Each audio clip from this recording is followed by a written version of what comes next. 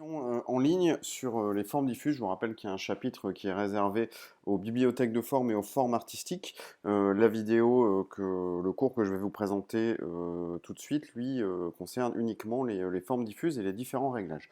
Alors sachez que si vous utilisez un stylet, une tablette graphique ou si vous utilisez un pad et une souris, on n'a pas exactement les mêmes options. Il y a moins d'options quand on utilise le pad ou la souris. Alors, comment fonctionne une forme diffuse? Je vous invite d'abord à ouvrir le panneau forme. Donc pour ça, il y a deux solutions. Soit on va dans le panneau fenêtre, ici forme, pour ouvrir le panneau forme. L'autre possibilité, c'est F5 ou fonction F5 si vous êtes sur Mac. J'ai donc ici les formes l'ensemble des formes qui sont enregistrées et utilisées qui apparaissent, donc les formes artistiques, les formes de motifs et les formes diffuses, ainsi que les formes ici de pinceau avec des arrondis ou des ovales.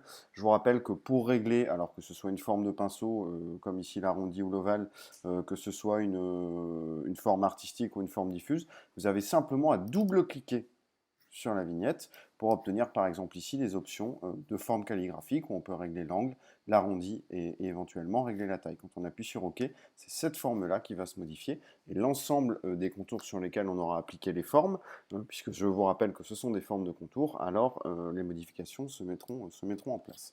Alors on va imaginer une forme diffuse assez simple pour commencer. On va imaginer par exemple une étoile. Donc la forme diffuse, qu'est-ce que c'est?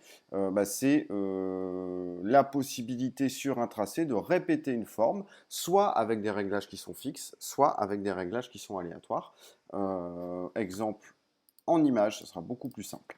Je dessine par exemple ici cette étoile. Donc je vous rappelle qu'en zoomant ici, si vous prenez là la flèche de sélection directe, vous avez la possibilité de modifier les angles, les angles, que ce soit les angles arrondis ou bien les arrondis inversés.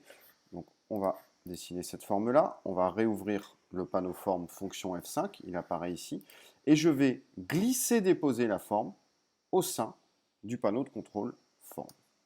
Je relâche, et j'ai donc la possibilité de créer une nouvelle forme, une forme diffuse, une forme artistique ou une forme de motif.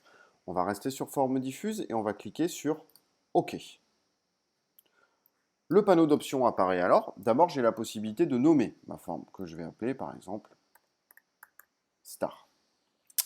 J'ai la possibilité d'avoir 5 réglages principaux. La taille, le pas, la diffusion, la rotation et la coloration. Je vous rappelle que si vous souhaitez modifier les couleurs, les teintes et la saturation de vos formes après les avoir appliquées sur un tracé, il faut absolument ici choisir une option. Si vous laissez sans, vous ne pourrez pas modifier la couleur sans décomposer l'aspect. Du coup, vous perdrez la forme diffuse qui s'applique sur le tracé. Donc là, on va choisir teinte, la couleur, on va laisser noir.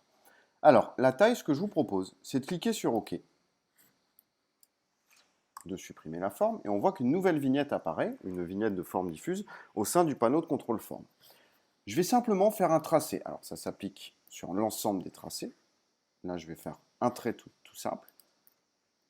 J'ai donc mon trait qui est là, et je vais tout simplement cliquer une fois sur la forme diffuse que j'ai créée, et vous voyez qu'il y a une répétition de cette forme. Ça fonctionne sur l'ensemble des tracés, donc là, par exemple, je peux prendre un pinceau, je peux dessiner quelque chose, ça va suivre. Je peux également dessiner une forme géométrique. Je vais faire par exemple une ellipse. Je sélectionne la forme diffuse et vous voyez que la forme se répète, s'applique sur l'ensemble du contour. Jusque-là, assez simple et plutôt basique.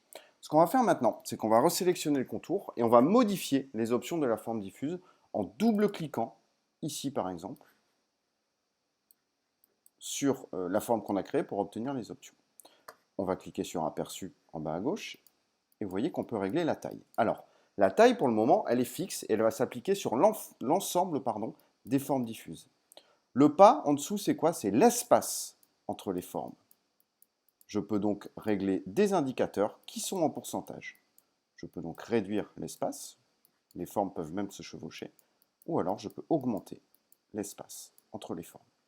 J'ai ensuite la diffusion d'un côté et de l'autre du tracé.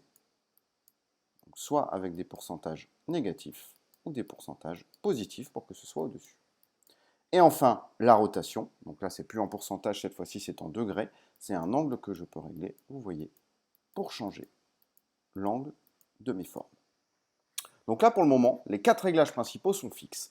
Mais j'ai la possibilité de créer des tailles aléatoires en réglant cette fois-ci un intervalle. Vous voyez que les options, le curseur sur la droite n'est plus grisé, il apparaît maintenant. Et j'ai la possibilité donc, de laisser au logiciel la gestion aléatoire, mais de lui donner la taille mini, par exemple 45%, et la taille maxi, par exemple 89%.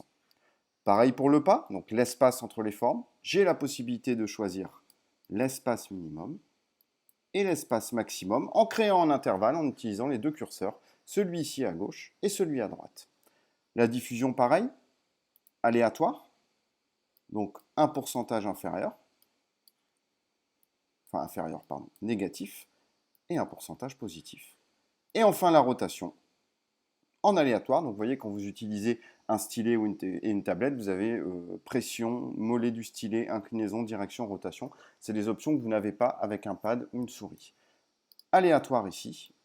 Et je vais donc demander un angle mini et un angle maxi. Je vais appuyer sur OK et il va me demander si je souhaite appliquer au contour ou laisser les contours. Pourquoi? Parce qu'il est possible que vous ayez plusieurs tracés avec une forme diffuse appliquée sur ceci, sur ces tracés. Et du coup, il faut faire attention parce que si vous modifiez la forme diffuse, je vais vous montrer un exemple. Là, par exemple, je vais prendre un pinceau. Voilà, je vais peindre ici. Donc, si je repasse en mode tracé, commande Y, je me rends compte que j'ai 4 tracés sur lesquels j'ai appliqué la forme diffuse.